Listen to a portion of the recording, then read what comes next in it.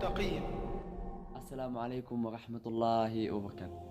nicmooyinka qofka waxyaalaha lagu siyaadiyay ayaa waxaa ka mid ah qofka waa inuu rabbigiisa mar walba u mahadnaqaa oo la yimaadaa shukri. nabiga sallallahu alayhi wasallam wuxuu inoo sheegay duco oo la aqriyo subaxdii iyo galabtii sidoo kale.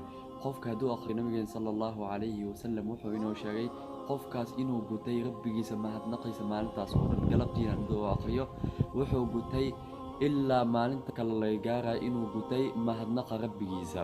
ducada insha Allah meeshaan kusoo qoraya waana adkaar sabax wal masaa galabti ducada la aqriyay subaxdii qofku waa inuu bartaasiyana baraa dadka kale. waa ducada waa Allahumma ma asbaha bi min ni'matin aw bi ahadin min khalqik faminka wahdaka la sharika laka falakal hamdu wa lakal shukr. meeshaan kusoo qoraya hala barta hala aqriyo insha Allah. barakallahu fiikum.